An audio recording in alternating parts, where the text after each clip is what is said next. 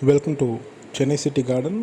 So இன்றைக்கி பார்த்திங்கன்னா என்னோடய மாடி தோட்டத்தில் என்னென்ன அறுவடை பண்ணேன், என்னென்ன செடிகள் இருக்குது, காய்கறி செடிகள் அப்படின்றத விலாவரியாக பார்க்கலாங்க. கண்டிப்பாக உங்களுக்கும் இதில் சில டிப்ஸ் கிடைக்கும். இந்த வெயில் காலத்தில் எப்படி மெயின்டைன் பண்ணுறது மாடி தோட்டத்தை அப்படின்னு சொல்கிறாங்க. முதல்ல பார்த்திங்கன்னா இந்த கத்திரிக்காய் அறுவடை பார்க்கலாம். கத்திரிக்காய் பொறுத்த வரைக்கும் கிட்டத்தட்ட 2 வருடங்களுக்கு மேலேயே ஒரு செடியானது வருங்க. நிறைய பேர் செடி கொஞ்சம் வாடின அப்புறமே எடுத்து போட்டுருவாங்க. அப்படி பண்ணாதீங்க. செடிகளை நல்லா கவாத்து பண்ணிவிட்டு, அதாவது ப்ரூன் பண்ணி விட்டுட்டு நீங்கள் உரம் சேர்த்துக்கிட்டே வந்தீங்கன்னா இந்த மாதிரி காய் உங்களுக்கு கிடச்சிக்கிட்டே இருக்குங்க. எவ்வளோ கத்திரிக்காய்கள் இருக்குதுன்னு பாருங்கள். இது அந்த உஜாலா ரகம். இது அடுத்து பார்த்திங்கன்னா வெண்டைக்காய் அறுவடை பண்ணுறேன். மாடி தோட்டத்தில் இந்த வெயில் காலத்துலேயும் பார்த்திங்கன்னா நம்ம காய்கறிகள் நிறைய அறுவடை பண்ண முடியுங்க.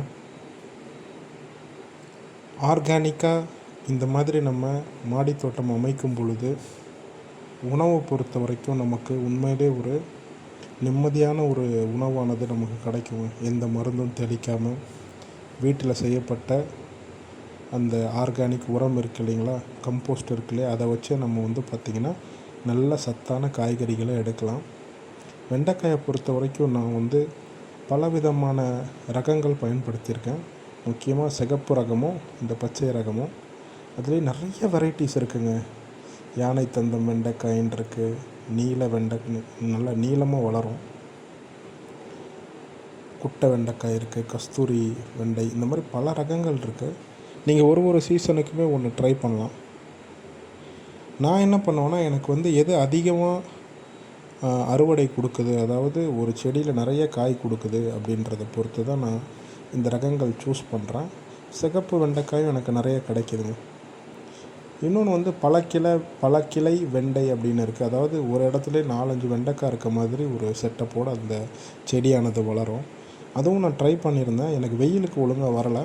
அடுத்த சீசனுக்கு ட்ரை பண்ணுங்க. நீங்கள் இங்கே பார்க்கலாம், கத்தரிக்காய், வெண்டைக்காய், சீனி அவரைன்னு சொல்லக்கூடிய கிளஸ்டர் பீன்ஸ்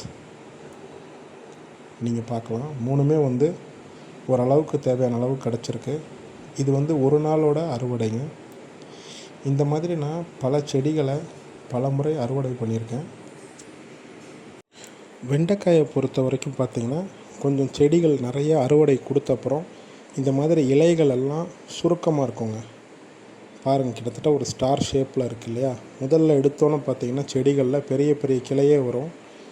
ஆனால் உரங்கள் பற்றாக்குறையினாலும் சின்ன தொட்டியில் வைக்கிறீங்க அப்படின்னா இந்த மாதிரி இலைகள் சுருங்க ஆரம்பிச்சிருங்க.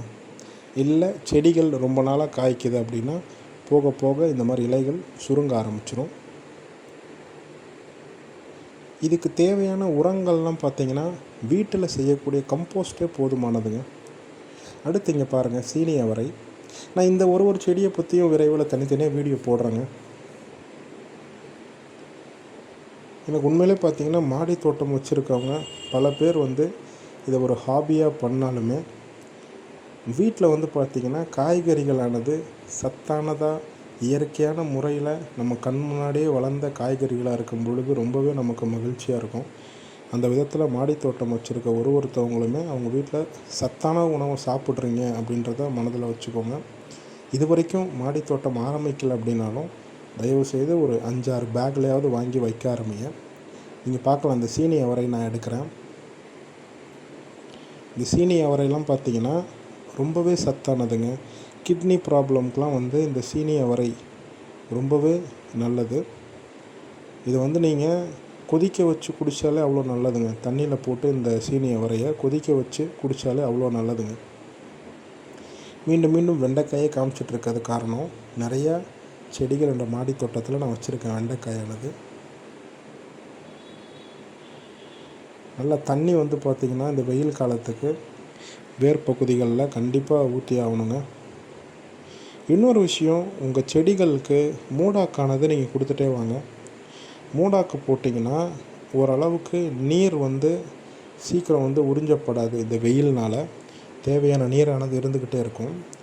அடுத்தது எல்லாருக்கும் பிடிச்ச வெள்ளரிக்காங்க. இந்த நீட்ட ரகமானது இந்த இந்த இந்த வெள்ளரிக்காய் பார்த்திங்கன்னா உண்மையிலே எனக்கு நிறைய மகசூல் கொடுத்துருச்சுங்க. மாடி தோட்டத்தில் நான் ரெகுலராக மாடிக்கு வந்தேன் அப்படின்னா ஒரு வெள்ளரிக்காயை பார்க்காம போக மாட்டேன். தினமும் ஒரு வெள்ளரிக்காய் சாப்பிட்ற அளவுக்கு இந்த வெள்ளரி செடிகள் எனக்கு ரிசல்ட்டு கொடுத்துருக்கு. இது விதையை வந்து பார்த்திங்கன்னா நான் வந்து லிங்க்கில் டிஸ்கிரிப்ஷனில் லிங்க் கொடுக்குறேன். அமேசான்லேயோ நீங்கள் எங்கே முடியுமோ வாங்கிக்கோங்க. வெயில் காலத்தில் முக்கியமாக சித்திரை மாதமே விதைச்சிருங்க. ஓரளவுக்கு தண்ணி ஊற்றிட்டு வந்தீங்கன்னா நல்ல ரிசல்ட்டு கொடுக்குங்க. அடுத்து வந்து அமரந்தஸில் மயில் ரகம். இது பேரே மயில் தண்டுக்கீரைனே சொல்லலாம். நீங்கள் கலர்ஃபுல்லாக இருக்கும், நீங்கள் பார்க்கலாம். ரொம்பவே சத்தானதுங்க. இன்னொன்று நீங்கள் தெரிஞ்சிக்க வேண்டியது, எந்த ஒரு காய்கறியோ கீரையோ இந்த சிகப்பு கலரில் இருக்கோ அதில் அபரிவிதமான சத்துக்கள் இருக்குங்க. இதில் ஆந்தோசயானின்ஸ்னு சொல்லக்கூடிய ஒரு சத்து இருக்குது. ஹார்ட்டுக்கு வந்து பார்த்திங்கன்னா ரொம்பவே நல்லது. ஆன்டி ஆக்சிடென்ட்ஸ் நிறையா இருக்கும். சிகப்பு கலரில் இருக்கக்கூடிய முக்கால்வாசி காய்கறிகள் உங்களுக்கு வந்து பார்த்திங்கன்னா விதவிதமான சத்துக்களை கொடுக்கக்கூடியதுங்க. பீட்டா கேரட்டின்ன்றது அதில் அதிகமாக இருக்கும். ஸோ அந்த விதத்தில் இந்த மயில் ரக கீரையை வந்து நான் அறுவடை பண்ணி திரும்பவுமே விதை போட்டிருக்கேன். இந்த மாதிரி கீரையை வந்து எல்லா இடத்துலையும் எல்லார் பேரும் வளர்க்க மாட்டாங்க. நம்ம வளர்க்க ஆரம்பிப்போம். அடுத்தது கடைசியாக பார்த்திங்கன்னா ஒரு செடியை டிரான்ஸ்பிளான்ட் பண்ணலாம். கத்தரி செடி தான். மாடி தோட்டத்தை பொறுத்த வரைக்கும் ஒரு செடி பழசாயிருச்சு அப்படின்னா அதில் இருக்கக்கூடிய காய்களையும் நான் அப்படியே விட்டுருவேங்க. அதை விட்டப்புறம் அந்த காய்களில் இருக்கக்கூடிய விதைகள் எடுத்து வேறு தொட்டியில் போட்டு விட்டாலே நமக்கு புது செடிகள் கிடச்சிரும். அதை நம்ம பராமரிக்க வேண்டிய அவசியம் கூட இருக்காது. அதை நீங்கள் விதைகளை வேறு தொட்டியில் போட்டு விட்டிங்கனாலே உங்களுக்கு இந்த மாதிரி செடிகள் கிடச்சிட்டே இருக்குங்க. ஸோ அந்த விதத்தில் ஒரு கத்திரிக்காய் செடி எடுத்து சின்ன தொட்டியில் நான் ஊன்றேன். கத்திரிக்காயும் அப்படி தாங்க. பல விதங்களில் நம்ம பல ரக கத்திரிக்காயை நம்ம ட்ரை பண்ணலாம். ஒரே விதமான காய்கறிகளை வளர்க்காமல் கலர்ஃபுல்லாக பல விதமான சத்தான நாட்டு ரக காய்கறிகளை நம்ம தாராளமாக விதைச்சி நம்ம அறுவடை பண்ணி சாப்பிட்லாங்க. குழந்தைகளுக்கும் இதை கற்றுக் கொடுக்க முடியும். தண்ணி ஊற்றியாச்சுங்க. சின்ன ஒரு 12க்கு 12 இன்ச் பாட்லேயே ஒரு கத்திரிக்காய் செடி பல வருஷம் வளருங்க. கடைசியாக முள்ளங்கி அறுவடை நீங்கள் பார்க்கலாம். முள்ளங்கி வந்து நான் ரொம்ப நாள் விட்டுட்டேங்க. ஸோ அதனால தான் உங்களுக்கு வந்து முத்தி போன முள்ளங்கியாக இருக்குது, பார்க்கலாம் நீங்கள். இன்னும் சில செடிகளை நான் அதிலே விட்டுட்டேன். காரணம், அதிலிருந்து பூக்கள் மலர ஆரம்பிக்கும். பூக்கள் வந்தப்புறம் அது வெடித்து விதையாக சிதறிடுங்க. அதுக்கப்புறம் அது தனிச்செடியாக வளர ஆரம்பிச்சிடும். இது ரொம்பவே இன்ட்ரெஸ்டிங்காக இருக்கும். முள்ளங்கி வளர்க்கும்போது பூக்கள் எவ்வளோ பேர் முள்ளங்கி பூக்களை பார்த்துருக்கீங்க அப்படின்னு கமெண்ட்டில் மென்ஷன் பண்ணுங்கள். சில முள்ளங்கியை மட்டும் நான் எடுத்துக்கிறேங்க. மிச்சம் எல்லாத்தையும் நான் வந்து பார்த்திங்கன்னா கம்போஸ்ட் பின்னில் போட்டுறேன். முள்ளங்கி கீரையும் நம்ம சாப்பிட்லாங்க. இன்கேஸ் நீங்கள் சமைச்சிருக்கீங்க அப்படின்னா முள்ளங்கி கீரையை அதையும் கமெண்ட்டில் சொல்லுங்கள். பாருங்கள் எத்தனை முள்ளங்கி கிடச்சிருக்குன்னு. ரொம்ப நாள் விடக்கூடாதுங்க, அதுவும் ஒரு சிக்கல் தான்.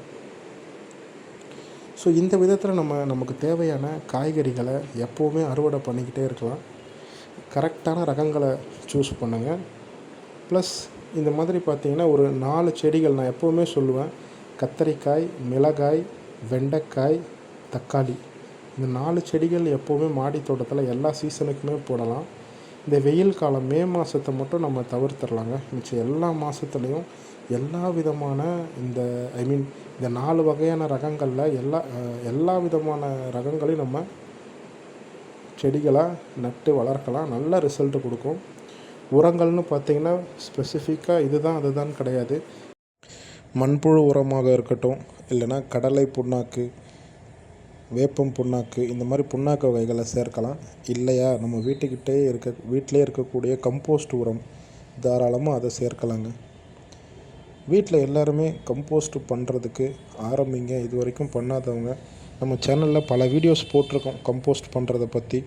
சென்னை சிட்டி கார்டன் கம்போஸ்டிங் அப்படின்னு தேடினீங்கனாலே வரும். இது வரைக்கும் பண்ணாதவங்க ஸ்டார்ட் பண்ணுங்கள். குப்பைகள் வீட்டில் இருக்கிறத உரமாக்கி செடிகளுக்கு கொடுத்து சத்தான காய்கறியை நம்மளும் உணவாக சாப்பிட்லாம். இந்த விஷயங்கள் எல்லாத்தையும் உங்கள் வீட்டில் இருக்கக்கூடிய குழந்தைகளுக்கும் சின்ன பிள்ளைகளுக்கும் சொல்லிக் கொடுங்க. செடி வளர்க்குறதுடைய அவசியத்தை சொல்லிக் கொடுங்க. இனி வரக்கூடிய வீடியோஸ்களில் கார்டனிங் எப்படி ஸ்டார்ட் பண்ணலாம், இதோட முக்கியத்துவம் என்ன அப்படின்றத நிறைய வீடியோஸ் நான் போடுறதுக்கு இருக்கேன்.